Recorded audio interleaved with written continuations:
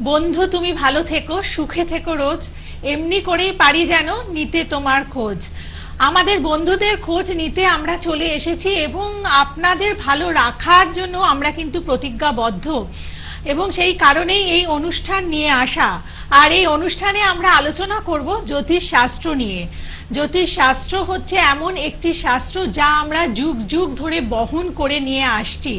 কেন নিয়ে আসছি? কারণ জ্যোতিষ শাস্ত্রের মাধ্যমে আমাদের অনেক কিছু পাওয়ার আছে, কিন্তু কখনোই এই ভুল ধারণার মধ্যে থাকবেন না যে জ্যোতিষ শাস্ত্র আপনার ভাগ্যকে পাল্টে দিতে পারে বা আপনার ভাগ্য গড়তে পারে। সেটা কিন্তু একেবারেই নয়। আমাদের ভাগ্যের সম্ভাব্য জায়গাগুলো জ্যোতিষশাস্ত্র বলে দিতে পারে, এবং সেটাকে যদি আমরা সময় মতো জেনে আমরা তৎপর থাকি, আমাদের কর্মের দিকটা ঠিকঠাক এগিয়ে নিয়ে যাই, তাহলে কিন্তু জীবনের অনেক ওঠা পড়াকে আমরা সামলে নিতে পারি এবং অনেক দুর্ভাগ্যের জায়গাকে আমরা অনেকটা কমিয়ে ফেলতে পারি এবং সৌভাগ্যকে বৃদ্ধি করতে পারি। কিন্তু সেই জায়গাটা একটা সাধারণ মানুষের পক্ষে করা কখনোই সম্ভব নয়। সব সময় প্রয়োজন হয় একজন অভিজ্ঞ জ্যোতিষ ব্যক্তিত্বের, যিনি এই শাস্ত্রকে অধ্যয়ন করেছেন, যিনি এই শাস্ত্রকে জানেন, চর্চা করছেন এবং যার এই শাস্ত্রের মাধ্যমে মানুষকে পরিষেবা দেওয়ার অভিজ্ঞতা আছে।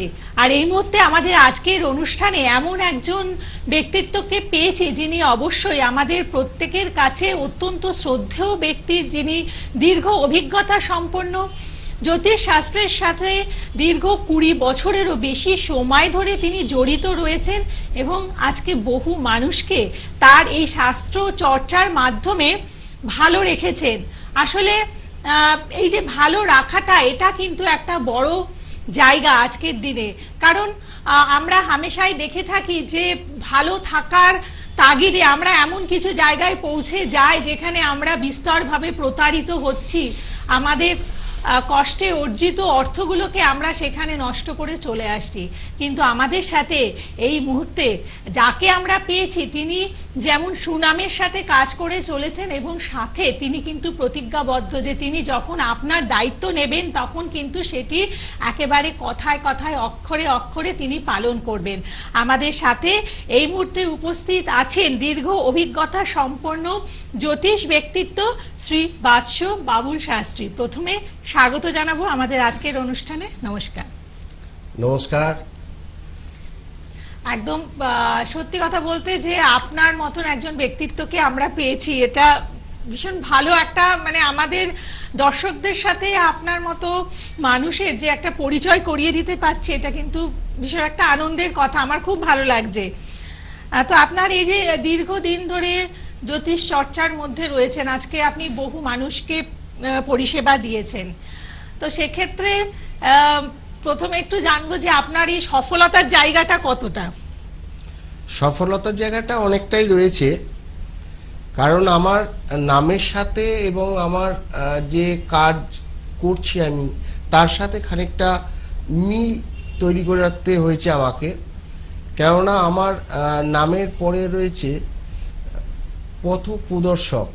তো আমি পথ দেখাবো, চলার দায়িত্ব তো আপনাদের, কারণ আপনারা চললে তবেই বুঝতে পারবেন যে কোন পথে চলাটা সঠিক আর কোন পথে চলাটা সঠিক নয়। ঠিক সেটাই বলছি যে উনি যে পথটির কথা আমাদের নির্দেশ করে দেবেন, আমাদের কিন্তু সেই পথটি ধরে চলতে হবে এবং কথাগুলোকে ফলো করতে হবে। মানে অ্যাকচুয়ালি আমরা অনেক সময় হয়তো একটা আপনার থেকে কনসালটেন্সি নিয়ে যায়, তারপরে আপনি হয়তো কিছু করতে বললেন বা কিছু ধারণ করতে বললেন, সেটা মনে করে কি যে না আমি পরে করব, এখন করব না। তো সেখান থেকে কতটা ফলো আপ করা যায়?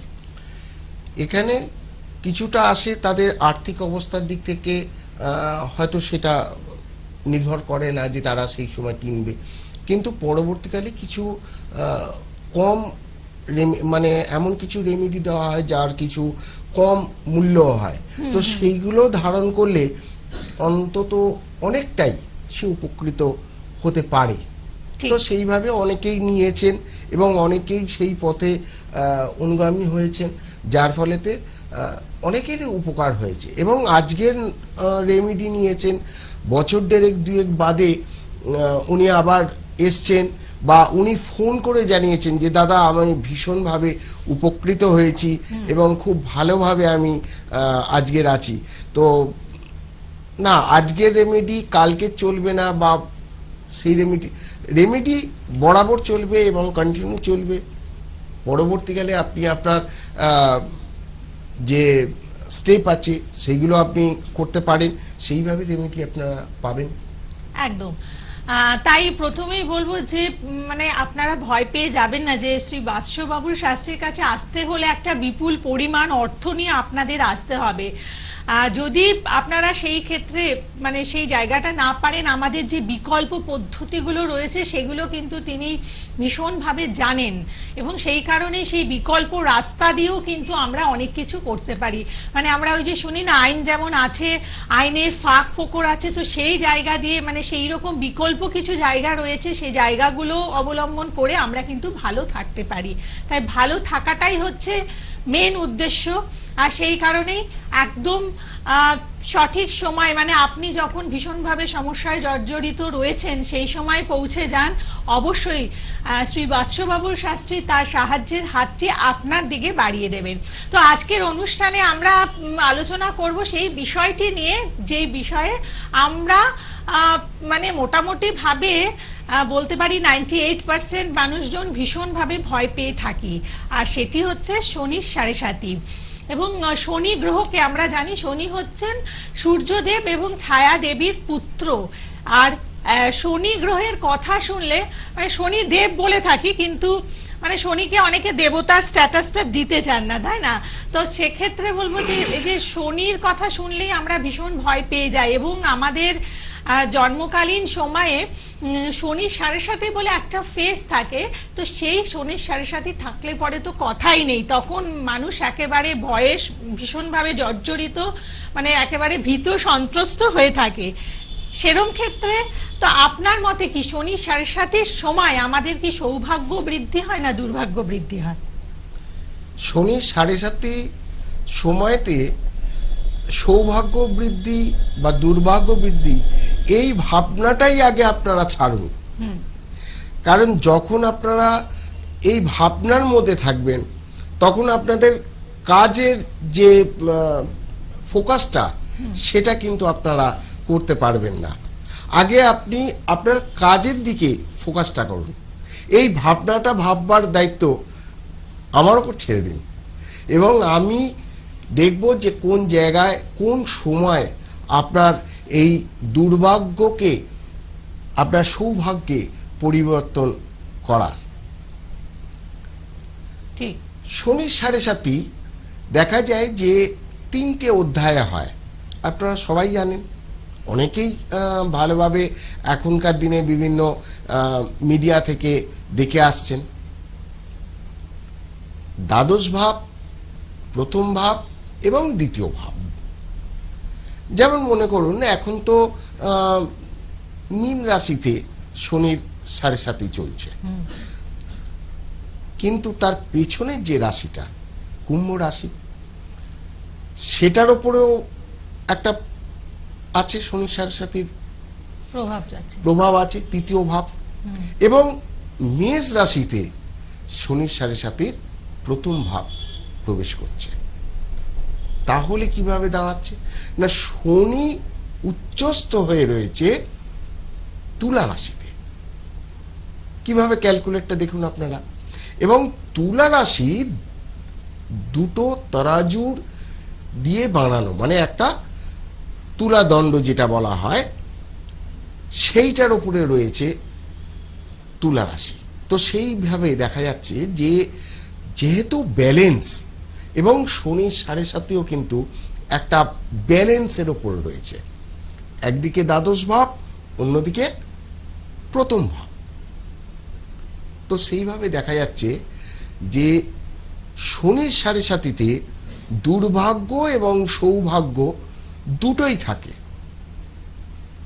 আপনি আগে যা করে এসছেন, বা আগে আপনি যা ভালো যা খারাপ যেগুলো আপনি করেছেন, সেইগুলো শনির সাড়ে সাতিতে আপনাদের শুরুর যেটা আছে প্রথম স্টেপ, সেইটা কিন্তু শুরু হচ্ছে ওখান থেকে। এরপরে আপনি দেখছেন যে আপনার কাজকর্ম কমে যাচ্ছে, বেশিরভাগ চাকরি চলে যায়, ব্যবসায় ডাউন হয়, এইগুলো কিন্তু হবে। তো এই ক্ষেত্রে আপনি পরিশ্রম করছেন, অতিরিক্ত পরিশ্রম করছেন। কখন না, যখন দ্বিতীয় 2.5 বছর পর দ্বিতীয় পর্যায়ে যখন আপনার শনি সাড়ে সাথী প্রবেশ করে গেল, তখন আপনি খুব পরিশ্রম করলেন। শর্টকাট নয়, শর্টকাট তো শনি পছন্দই করে না। আপনার পরিশ্রমের ওপর নির্ভর করে আপনার আগে ফল দেবেন। কেন না, শনিদেব তো একজন জাজ, উনি বিচার করবেন যে আপনি কতটা পরিশ্রম করেছেন এবং কতটা ফল আপনি পেতে পারেন। তৃতীয় ভাব যেটা আসছে, 2.5 বছর যেটা বাকিটা থাকছে, তখন কিন্তু আপনাকে ফল প্রদান করা শুরু করবে। কখনোই শনি আপনার দুর্ভাগ্যকে টেনে আনে না। আপনার যে আগে যে কাজগুলো করে এসছেন সেইটাকে নতুন করে রিফ্রেশ করে দেওয়াই হলো আপনাদের শনির সাড়ে সাথী। একদম। তার মানে আমাদের শনি সাড়ে সাথীর সময় আমাদের কর্মের ব্যাপারে ভীষণভাবে সচেতন থাকতে হবে। মানে আপনি যে কাজগুলো করছেন সেগুলো কিন্তু সঠিক হতে হবে। সঠিক বলতে সেগুলো ন্যায়পরায়ণ হতে হবে। তো সেখানে যদি আপনি দুর্নীতির কেউ যদি আশ্রয় নেয়, সেক্ষেত্রে তাদের শনি সাড়ে সাথীর ফেসটা একেবারেই খারাপ যাবে, তাই তো বলতে একদম। চাইছেন? এর আগেও আপনারা শুনেছেন আজকের আগে কথাটায় যে যারা যারা দুর্নীতির মধ্যে ছিল তারা নিশ্চয়ই সেইভাবে আস্তে আস্তে বুঝতে পেরেছি যে শনিদেব কি কি সাজা দিতে পারেন, এবং তার সাজা থেকে মুক্ত কিন্তু কেউ হতে পারে না। একদম। মানে শনিদেব হচ্ছেন কর্মফলদাতা, কর্মকারক গ্রহ। তো আপনাকে কিন্তু আপনার কর্মের জায়গা থেকে অত্যন্ত সচেতন থাকতে হবে শনির সাড়ে সাথীর সময়। তাহলেই এই যে আমাদের অহেতুক যে শনির সাড়ে সাথী নিয়ে একটা ভয়, আমাদের মনের মধ্যে সবসময় একটা কুতকুতানি, আমার বোধহয় এই সাড়ে সাথীর ফেজে কিছুই হবে না, সেটা থেকে আপনি কিন্তু মুক্ত হতে পারেন। এবং তাই একজন অভিজ্ঞ জ্যোতিষ ব্যক্তিত্বের শরণাপন্ন হয়ে আপনার কর্মের জায়গাটা যদি ঠিক করে নেন, মানে আপনি ঠিক কি কাজগুলো করবেন, তাহলে দেখবেন এই ফেজটা আপনি ভীষণ ভালো কাটাতে পারেন। এবং সেক্ষেত্রে অবশ্যই আপনি শ্রী বাৎসবাবুল শাস্ত্রীর সাথে কনসালটেন্সি করতে পারেন। এবং দেখুন যে ফোন নাম্বারগুলো রয়েছে 7437933991 অথবা 8777516821, এই নাম্বার দুটোর মাধ্যমে আপনি যোগাযোগ করবেন। এবং অনলাইন কনসালটেন্সিরও কিন্তু ভীষণ ভালো ব্যবস্থা রয়েছে, আর চেম্বার রয়েছে। মানে কনসালটেন্সি করার জন্য আপনাদের যেই যেই জায়গায় পৌঁছে যেতে হবে, ওনার চেম্বারগুলো আপনারা পাচ্ছেন বারাসাত, দক্ষিণেশ্বর, ডানলাভ, শিলিগুড়িতে বিভিন্ন জায়গায় চেম্বার রয়েছে। তাই একেবারেই আপনাদের কোনো অসুবিধে নেই। আপনারা বুকিং নাম্বারে ফোন করে পার্টিকুলারলি কোন ডেটে চেম্বারে বসছেন এবং চেম্বারের ডিটেলসটা জেনে আপনারা পৌঁছে যান। শনির সাড়ে সাথীতে ফেজে যারা রয়েছেন তারা অবশ্যই আসবেন, বা আপনারা যারা জীবনের যে কোনো সমস্যার মধ্যে রয়েছেন, হতে পারে শনির সাড়ে সাথী চলছে না কিন্তু আপনি ভীষণভাবে আপনার লাইফের কোনো একটা ফেজ নিয়ে বা কোনো একটা সমস্যা নিয়ে আপনি ভীষণ বিচলিত রয়েছেন। সেটা আপনার ব্যবসা কেন্দ্রিক হতে পারে, আপনার চাকরি কেন্দ্রিক হতে পারে, বা আপনার সন্তানকে নিয়ে হতে পারে, আপনার বৈবাহিক জীবন নিয়ে হতে পারে। যে কোনো সমস্যার ক্ষেত্রে আপনি অবশ্যই যোগাযোগ করে নেবেন। তো আমরা আবার আজকের আলোচনায় ফিরে আসব শনির সাড়ে সাথী। তো শনির ক্ষেত্রে শনির সাড়ে সাথীর সময় আমাদের সৌভাগ্যের জায়গাটা আমরা কিভাবে পেতে পারি, বা সেক্ষেত্রে আপনি কিভাবে হেল্প করতে পারেন যে না আপনাদের সৌভাগ্যের জায়গাটা আমি আপনাদের এস্টাবলিশ করিয়ে দেব? সৌভাগ্য গুলো যদি শুরু হয়, এবং এখানে দেখা হচ্ছে যে আপনার জন্ম লগ্ন কুষ্টি যেটা, সেটা কিন্তু আপনাকে দেখাতে হবে, সেইটার ওপরে দেখে। আর সাড়ে সাতির ওপর যে আপনাদের সাড়ে সাতি চলছে সেইভাবে বিচার করে একটা আপনাদের কিন্তু কোনো প্রেডিকশন দেওয়া হবে না। আপনাদের দেখতে হবে যে শনিদেব কোথায় বসে আছেন আপনার জন্ম লগ্নের কুষ্টিতে।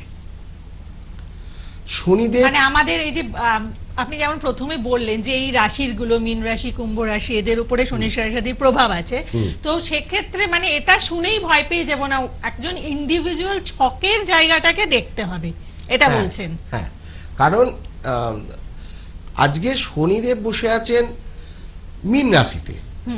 তার মানে এই নয় যে সমস্ত যত আজকের জাতক জাতিকারা আছেন সবার ক্ষেত্রে শনির সাড়ে সাতির প্রভাব পড়ছে, তা তো হচ্ছে না। মীন রাশির ক্ষেত্রে, কুম্ভ রাশির ক্ষেত্রে এবং মেষ রাশির ক্ষেত্রে জাতক জাতিকাদের কিন্তু শনির সাথে সাথে প্রভাব পড়ছে। এবারে আর একটা জিনিস ভাববার আছে, যে যেটা হলো যে শনিদেব কিন্তু নিজের ঘরকে কখনোই খারাপ করেন না। শনিদেবের দৃষ্টি যেখানে যেখানে যায় সেই ঘরগুলোকে খারাপ করে দেয়। আচ্ছা, তৃতীয় ঘর, সপ্তম এবং দশম, এই তিনটে ঘর ওনার দৃষ্টি পড়ে এবং তিনটে ঘরেতে শনিদেব কিন্তু খারাপ প্রভাব খানিকটা হলেও দেবেন। তিনটে ঘরের আবার পাওয়ার আছে, তো সেই হিসাবেতে যেমন যেমন পাওয়ার থাকবে তেমন তেমন উনি দেবেন।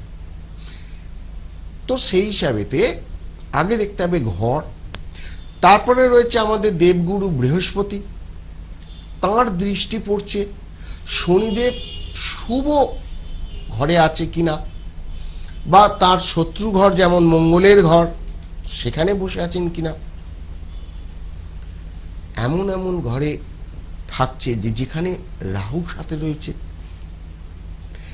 এমন গ্রহ তার সাথে রয়েছে যেখানেতে একটা বীজযোগ তৈরি হয়ে যাচ্ছে, সৌর শনি হচ্ছে, চন্দ্রের সাথে বসে রয়েছে।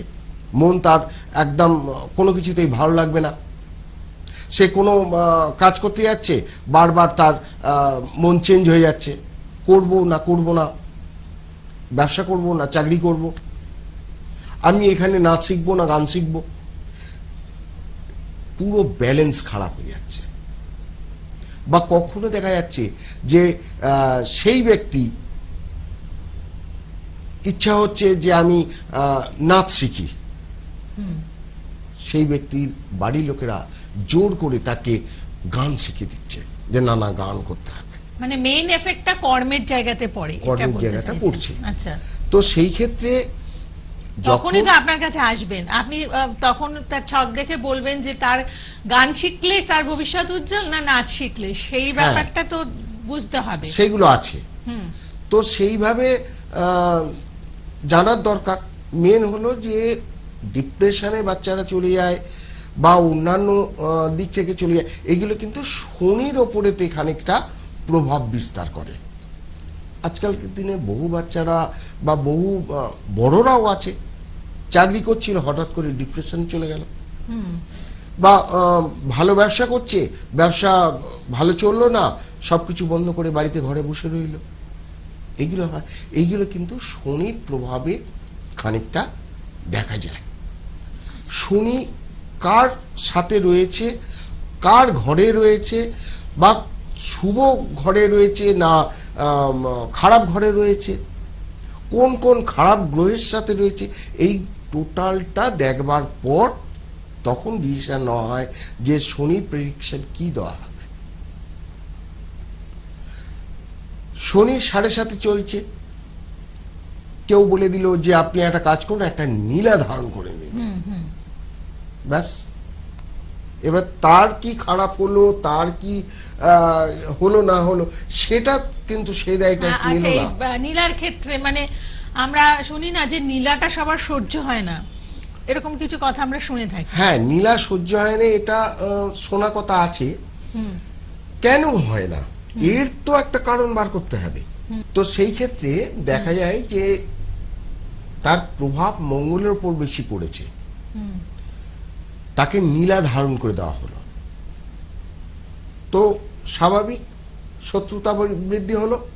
আচ্ছা, কারণ একটা স্টোন যখন কোনো জাতক জাতিকাদের দেওয়া হচ্ছে, নিশ্চয়ই তার উপরে পাওয়ার দেওয়া একদম। হচ্ছে। আরেকটি কথা হচ্ছে নীলা সবার পক্ষে কেনাটা সম্ভব হয় না, অত্যন্ত দামি একটি রত্ন। হ্যাঁ। তো সেক্ষেত্রে ধরুন কেউ হয়তো সাজেস্ট করেছেন তাকে নীলা পড়তে, তো আপনি তাকে কিভাবে গাইড করবেন? বিকল্প পদ্ধতি হিসেবে আমরা কি করতে পারি? দেখুন, তার আর্থিক স্টেজ যতটা সেইভাবে তার সাথে ডিসকাস করে আমরা তাকে সেইভাবে প্রেডিকশন দিতে পারি আমি। এখন তার যদি একটা এমিথিস্টের কেনার ক্ষমতা থাকে তাহলে সে কিনতে পারে। আচ্ছা, যদি দেখা গেল না তাও তার দ্বারা হচ্ছে না, যে একটা এমিথিস্ট মোটামুটি 2,500-3,000 টাকা পড়বে, তারপরেতে তার সাথে একটা মেটাল দিতে হবে, তারও একটা দাম আছে, তো সেইভাবে দেখা গেল যে হচ্ছে না তার ক্ষেত্রে। তো সিধে কথা হলো যে শনিবার দিন শনি মন্দিরে গিয়ে মাত্র 2 টাকার একটা ধূপবাতি, একটা 10 টাকা ছোট সর্ষের তেল, সেটা তো সে দিতে পারবে। অবশ্যই। তাও যদি না হয় তো 1 টাকার একটি কয়েন সেখানে দিয়ে সে প্রণাম করে আসতে পারে। এবারে শনি দেবকে যখন কেউ প্রণাম করতে যাবে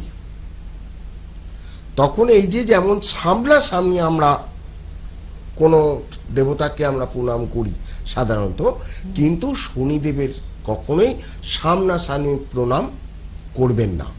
আচ্ছা, আপনারা যখনই প্রণাম করবেন তখনই মোটামুটি একটা এইরকম সাইড ধরে করবেন। সবচেয়ে চেষ্টা করবেন যে আপনি প্রণাম করবার পর যেন শনিদেবকে আবার ক্রস করে না আসেন, সেইভাবে আপনি প্রণাম করবেন। বেশ। আপনার বাড়ি যেদিকে আছে সেদিকে দাঁড়িয়ে প্রণাম করুন এবং সেখান থেকে আপনি ব্যাক করুন। বেশ।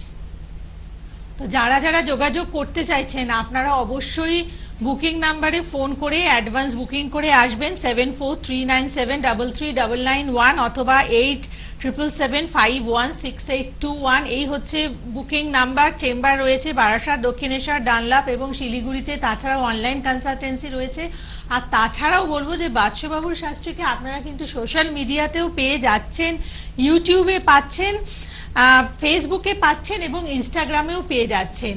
অতএব যারা যারা তার যে কথাগুলোকে ফলো করতে চাইছেন আপনারা এই সমস্ত জায়গায় গিয়েও কিন্তু ফলো করতে পারেন বা আমাদের অনুষ্ঠানের সাথে থাকুন। আপনার জীবনের যে কোনো সমস্যার ক্ষেত্রে আপনারা একটু সময় মতো এসে যোগাযোগ করুন। অবশ্যই আপনি আপনার সমস্যাকে থেকে আপনি নিজেকে মুক্ত করতে পারবেন এবং আপনি ভালো থাকতে পারবেন। তো আজকে আমাদের যে বিশেষ আলোচনা, যেই বিষয়টি আপনারা প্রত্যেকে মানে ভয় পান শনির সাড়ে সাথে, তো সেক্ষেত্রে আরেকটি কথা আমরা শুনে থাকি যে শনির সাড়ে সাতের সময় আমাদের স্বজন বিয়োগ হয়। এটা কি সবার ক্ষেত্রে হয়? না, সবার ক্ষেত্রে হয় না। যখন যার ভাগ্যে বিয়োগ হওয়ার সময় আসবে তখন সে বিয়োগ হবে। আচ্ছা, হ্যাঁ, তবে চাকরি এবং ব্যবসার ক্ষেত্রে কিন্তু বেশ খানিকটা সমস্যা আসবে। আপনারা অবশ্যই দেখুন যে কোনো সমস্যার ক্ষেত্রে আপনারা যোগাযোগ করুন শ্রী বাদশাহবাবুর শাস্ত্রীর সাথে। কিন্তু যদি শনির সাড়ে সাথে চলে সেক্ষেত্রে বারে বারে বলবো যে একদম ভয় পেয়ে যাবেন না। আজকের অনুষ্ঠানের আলোচনা থেকে আপনারা তো বুঝতে পারলেন যে এই জায়গাটা একেবারেই ভয় পাওয়ার নয়। শুধু সময় মতো একটু সচেতন হয়ে এসে যোগাযোগ করুন। আপনার দুর্ভাগ্যের জায়গাটাকে আপনি অবশ্যই কাটিয়ে উঠতে পারেন এবং একটা শৃঙ্খলাবদ্ধ জীবন সাথে কিছু উপাচার পালন, এই মাধ্যমে আপনি ভালো থাকতে পারেন। এবং ভালো থাকাটাই হচ্ছে আমাদের বেসিক রাইট। তাই ভালো থাকার জায়গাটাকে আমাদের জানতে হবে, আমাদের জীবনের প্রতিষ্ঠা করতে হবে। আর সেই জন্যই একজন অভিজ্ঞতা সম্পন্ন জ্যোতিষ ব্যক্তিত্বের কাছ থেকে সেই ভালো থাকার পথটি জেনে নেওয়ার জন্যই আপনারা যোগাযোগ করে নিন শ্রী বাদশাহবাবুর শাস্ত্রীর সাথে। আমাদের আজকের পর্ব এতটুকুই। আপনাকে অনেক ধন্যবাদ জানিয়ে অনুষ্ঠান শেষ করছি। নমস্কার। নমস্কার।